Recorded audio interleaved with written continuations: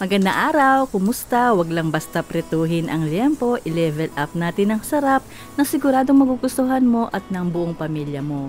Kung interesado ka, panoorin mo hanggang dulo, tara na't umpisahan na natin. Sa malalim na kawali, ilagay lang natin ang ating mga pork liempo. Sa recipe na ito, pwede rin kayong gumamit ng pork kasim or kung may konting budget naman ay pwede rin kayong gumamit ng pork pata.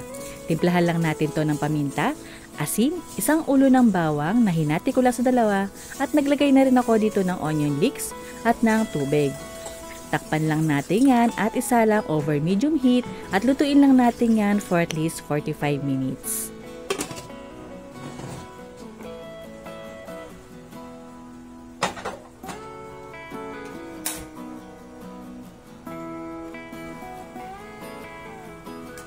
After 45 minutes, tanggalin na natin yung karne sa kawali, ilagay natin sa strainer at hayaan mo natin yan lumamig.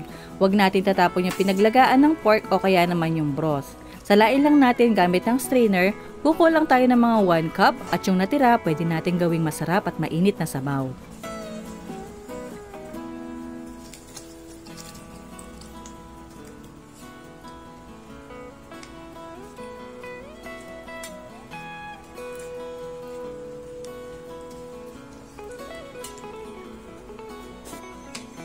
Once malamig na ang ating mga pork liempo, pahiran lang natin ang mga ito ng konting asin.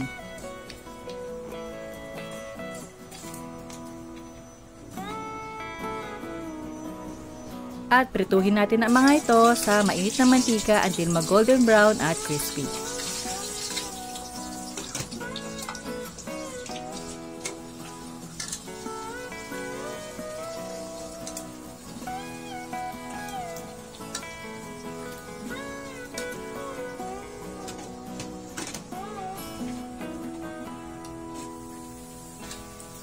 Once golden brown na at crispy ang ating pork liempo kagaya nito, tanggalin muna natin yan sa kawali at iset aside muna natin.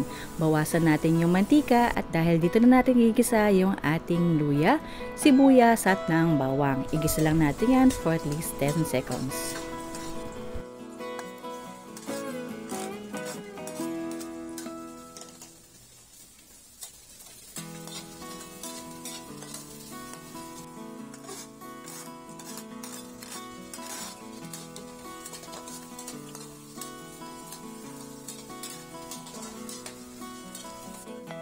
At tinagay ko na rin yung ating mga sili. Gumamit ako dito ng siling pansigang at ng labuyo.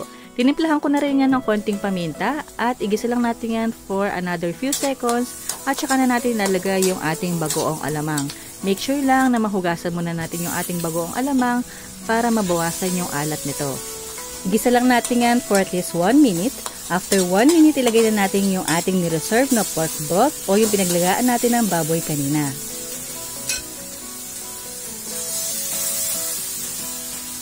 Haluin lang natin yan mabuti at hayaan muna natin itong kumulo. Kapag kumulo na, lagyan lang natin ng konting pampalasa. Pero kung maalat naman ang bagoong na ginamit niyo kahit hindi niyo nalagyan ng pampalasa. Haluin lang natin yan mabuti at isimmer lang natin yan for at least 1 minute.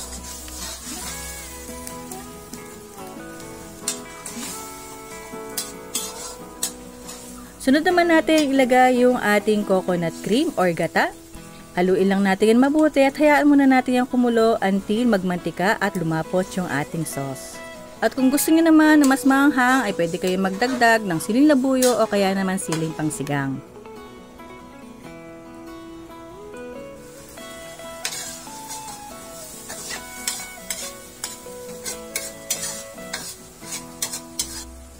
Once nagmantika na at malapot na yung ating sauce, kagaya nito, pwede rin i-serve kasama ng ating crispy pork liempo.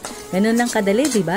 Kaya naman kung umabot ka sa part ng video na ito, ay paki-comment na lang po sa baba kung taga saan kayo para malaman ko kung hanggang saan lugar inabot ang video na ito. At kung bago ka pa lang sa aking channel, huwag kalimutang mag-subscribe at i-like at i-share ang video na ito. Maraming salamat!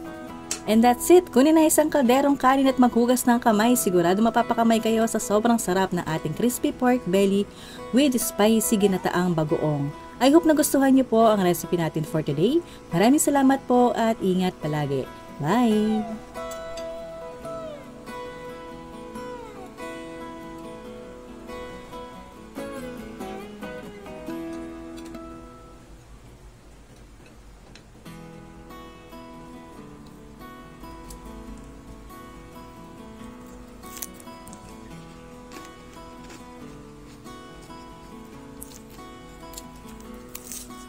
Mm.